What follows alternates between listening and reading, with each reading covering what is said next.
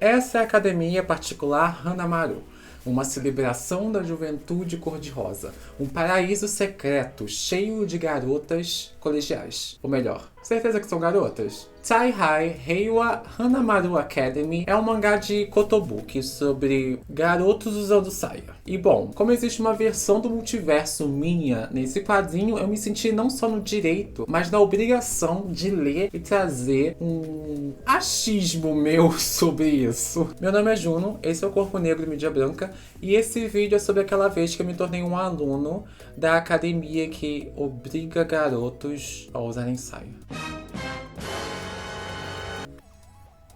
Vale o adendo que, para os que quiserem ler esse quadrinho, ele tem altos índices de vergonha alheia. E nem digo isso por conta de ter garotos usando saia, sutiã e calcinha. Sim, gente, eles usam também calcinha. Não, mas o fato da obra elaborar eles como um mangá shoujo bobinho. Então, todas aquelas cenas esquisitas que vemos em animes para garotas estão aqui. Só que interpretadas por corpos masculinos. E eles são corpos mesmo masculinos, entendeu? Vocês vão entender um pouquinho melhor do que acontece nesse Taihai, que seria algo como academia coxa. E todos eles são bem coxudos, diferentes de mim.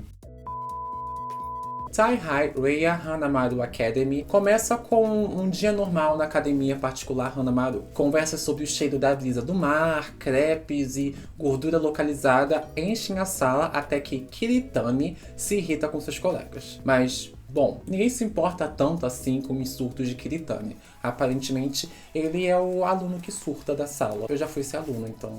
Quer dizer, quase todos não se importam. Harumi é um caso à parte. Ele parece ter sentimentos fortes pelo seu colega, mas isso fica para mais tarde no mangá. É então que a primeira questão desabrocha entre os garotos da Hanamaru. Kiritani, você tira selfies? Gente, eu acho que eu vou tirar essa blusa porque eu tô ficando com muito calor. Parte dos garotos da sala riem com a pergunta, uma vez que Kiritani parece ser o certinho da sala de aula. Seu penteado é formal e adequado, todos os seus botões estão abotoados, sua saia é longa e lisa. Eles então interrompem a conversa para irem juntos ao banheiro. E bom, nesse universo paralelo esquisito, a única motivação para eles irem juntos ao banheiro é conversar enquanto fazem suas necessidades. Não sei se garotas fazem isso no banheiro quando elas vão juntas ao banheiro, porque eu nunca fui junto ao banheiro com outros garotos, porque, né? É isso que vocês fazem? Deixa aí nos comentários, na verdade não deixa, tá tudo bem, eu não preciso saber. Apesar de Kiritani não demonstrar, a pergunta sobre as selfies o deixou um pouquinho incomodado, no mínimo. Indo para a aula de educação física, ele se pergunta o que há de errado comigo, assim como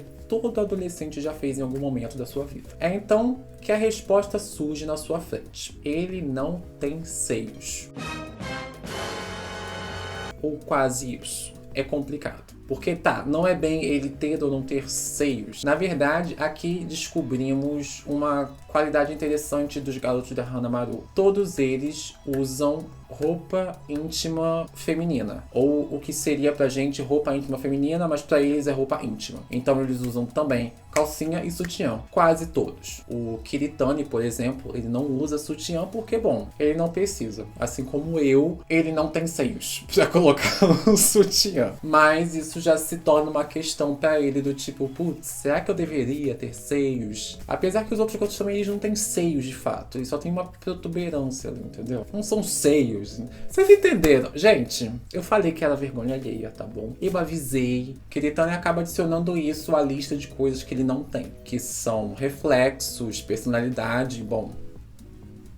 peitos. Temos a aula de educação física, em que Kiritani se sente cada vez mais deslocado, e tudo isso culmina nele tentando entender o que lhe falta, o que ele pode fazer para suprir essa falta. É então que ele vai até o terraço do colégio e, bom, ele é pego em flagrante pelo Harumi. Kiritani tá testando como seria usar uma saia mais curta. Até aí tudo bem. Kiritani se mostra envergonhado e Harumi diz que ele não precisa mudar, porque ele é maravilhoso do jeito que ele é. Harumi então relembra como os dois se conheceram e que mesmo Kiritani parecendo ser muito rigoroso e intrometido, Harumi ama esse lado dele. Kiritani fica nervoso e acaba caindo e, bom, temos mais uma cena de vergonha alheia, quando conseguimos dar uma bela olhada no que há debaixo da saia do Kiritani.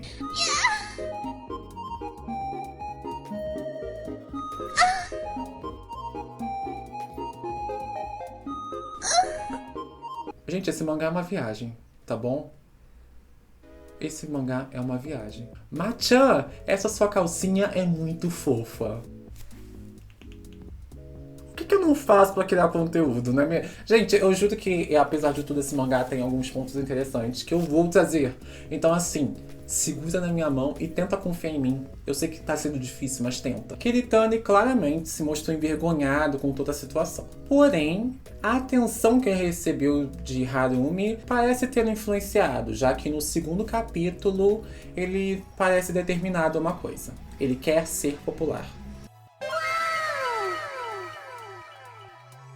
Para chegar ao seu objetivo, Kiritani observa todos os seus colegas de classe. Inclusive eu, que tô bem ali no cantinho de costas. Gente, sou eu ali. Desculpa, sou eu. Enquanto observa todos os seus colegas, ele tenta entender por que ninguém procura ficar com ele. É então que ele percebe outro solitário entre os alunos da classe. Misaki Kouki, também conhecido como o delinquente de topetão da turma. Kuwabara, corre aqui. Volte e venha me enfrentar! E agora, quem é que vai lutar comigo? E essa é uma história muito mais interessante do que a primeira, diga-se de passagem. Porque ele brinca com esses estereótipos de garotos de colegial, mas mistura com aqueles clássicos envolvimentos de garotas em anime de colégio. Como assim, Juno? O que você quer dizer? Aonde você tá querendo chegar? Algo muito comum em animes como Sailor Moon, Sakura Card Captors é essa admiração pseudo-romântica que acontece entre as garotas. Por exemplo, a Usagi, a nossa querida Sailor Moon, deusa rainha, amém? Diversas vezes demonstra quase que uma apaixonite pela Haruka e Makoto. Sem contar as vezes que ela deixa claro como a Amy é bonita. Inclusive, eu acho que todas as vezes que ela encontra alguma Sailor nova no anime antigo, pelo menos, ela tem que deixar claro como elas são bonitas, sabe? Como elas são interessantes, como, nossa, olha só como a Makoto é atlética. Ela sempre tem que deixar isso muito claro, né? Essa admiração não torna a Usagi lésbica ou apaixonada pelas garotas de fato. Na verdade, apenas evidencia algo que falta entre garotos por eles terem medo de serem taxados como gay. Isto é, admiração mútua. Homens normalmente têm medo de demonstrar admiração por outros homens. Taihai Rei Hanamaru Academy brinca com isso ao trazer o clássico nerd e o clássico delinquente de anime shonen, demonstrando vulnerabilidade e admiração um pelos outros. Entende? Tá, mas vamos voltar à história. Kiritani, então, decide se aproximar de Misaki e talvez torná-lo um amigo próximo. Ser uma das pessoas que gostariam de estar com ele. Dois solitários podem formar um novo grupo, né? O plano de Kiritani não dá certo, porque, bom, Misaki não é uma pessoa fácil de se lidar, mas ele não vai desistir tão fácil assim. O que culmina numa cena maravilhosa em que o Kiritani está com medo de falar com Misaki, então ele simplesmente fica escondido, gritando pro Misaki. E aí o Misaki pensa o quê? Ó, tem alguma voz esquisita falando comigo. Tem um fantasma atrás de mim. É então que o Kiritani finge ser uma voz na cabeça do Misaki. E o Misaki claramente acredita. O que é incrível, porque a gente percebe, nossa, esse garoto é muito burro. O que tá acontecendo nessa merda desse mangá? Gente, eu avisei que o negócio é meio esquisito. Tá bom? Mas é muito bom. Apesar de tudo, eu achei uma leitura muito divertida. Eu achei ele divertido, apesar de tudo. Depois de ter mais um plano fracassado, Kiritani faz o que qualquer outra pessoa comum faria. Vai conversar com Misaki? Não, ele tenta encontrar conforto com um gatinho. Ele pensa, vou amolecer a personalidade de Misaki. Como? Com um gato. O único problema é que o Misaki não é muito bom da cabeça. E quando ele percebe o gato e entende que o Kiritani tá por perto, ele automaticamente pula para tentar proteger o Kiritani do gato. O motivo? Gatos carregam doenças. Gostaria de deixar um disclaimer aqui que nem todo gato carrega doença, e se ele carrega doença, provavelmente é por causa dos humanos. Então, assim, a atitude do Misaki é muito legal, mas ao mesmo tempo é muito tipo, cara... Não. Bill, you are absolutely right. Juliet is indeed a hottie manicotti. And because we feel so strongly about her, we've decided to include her in the special edition.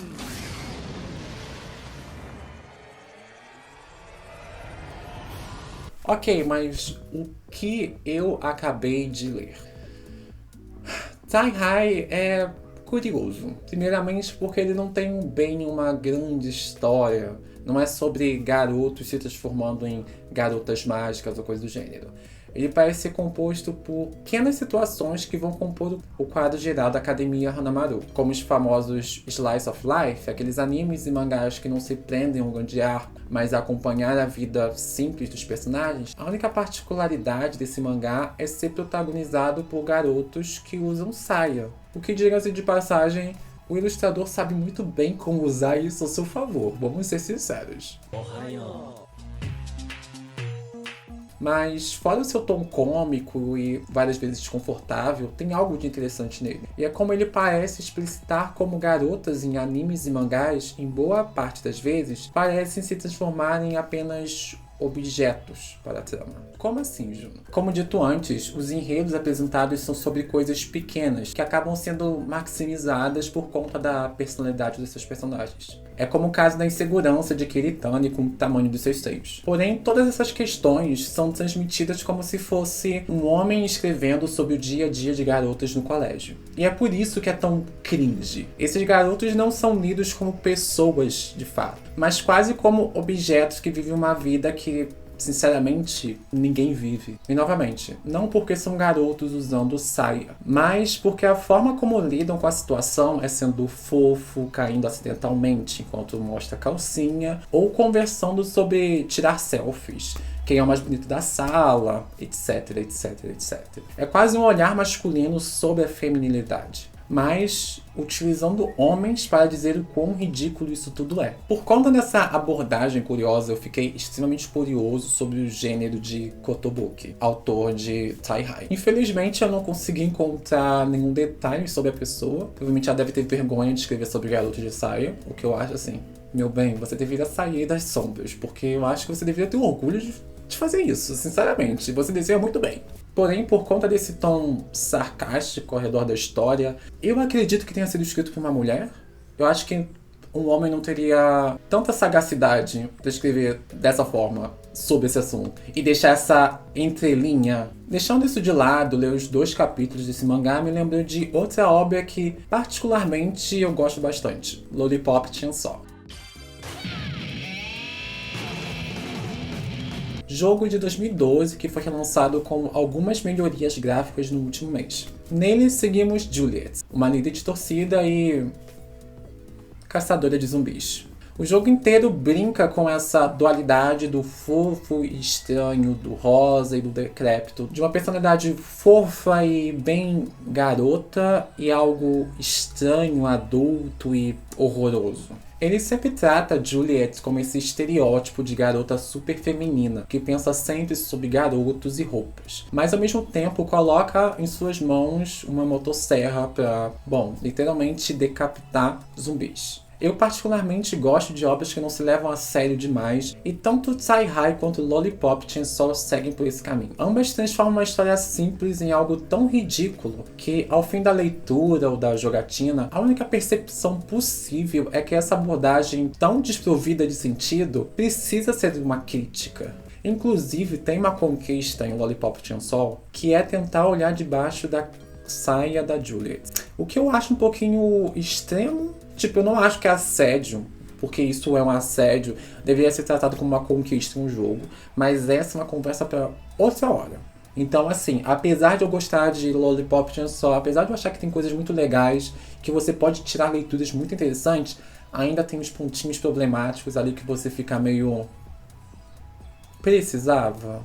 Quer dizer, não dá pra terminar de ler Tai-Hai e acreditar que se trata apenas de uma abordagem sincera sobre feminilidade através de corpos masculinos. Ou que a história de uma líder de torcida e caçadora de zumbi é apenas um relato divertido da experiência feminina no colegial. E eu gostaria de alertar que é apenas uma percepção minha. Você pode ler essas obras como você quiser. Apesar de tudo, o que eu trouxe aqui, no fim do dia, eu não faço ideia do que estava passando na cabeça de Kotobuki quando escreveu Tai-Hai ou do James Gunn quando pensou em Lollipop Chainsaw. Na minha perspectiva, ambas essas obras parecem criar universos coloridos e esquisitos para apontar um problema na representação feminina na cultura pop, de que, inúmeras vezes, autores limitam suas personagens femininas apenas ao seu gênero. De que essa característica, ser homem, mulher ou não binário, não pode ser a única base de um personagem, pois no fim do dia se trata de uma construção que fala muito mais sobre a sociedade do que um indivíduo. Quando digo sobre não resumir personagens femininas apenas ao seu gênero, não significa que devemos ignorar que elas são mulheres, porque no fim do dia ela é uma mulher. Mas no momento que uma trama toda se rodeia ao fato de que a mulher é um tipo de sexo frágil que precisa ser constantemente resgatada, como a gente já viu inúmeras vezes através de filmes, séries, jogos, livros e tanto material por aí, a gente está esquecendo outras particularidades daquele indivíduo. Porque, bom, como mostra Tai-Hai, ser mulher, toda essa feminilidade é algo construído, que pode ser desenvolvido por qualquer tipo de indivíduo, que não é a particularidade apenas das mulheres que nasceram com uma vagina. Porque mesmo que alguns acreditem que meninos não podem usar rosa, a verdade é que o buraco é muito, mas muito mais embaixo. É como diria Simone de Beauvoir, não se nasce mulher, torna-se. Dito isso, eu acho que a JBC, Panini, New Pop, sei lá, qualquer editora poderia trazer Tai-Hai pra cá, pro Brasil, e me tornar o garoto propaganda desse mangá maravilhosamente bizarro. E é por isso, meus amores, que eu não acho que foi um homem que escreveu esse mangá.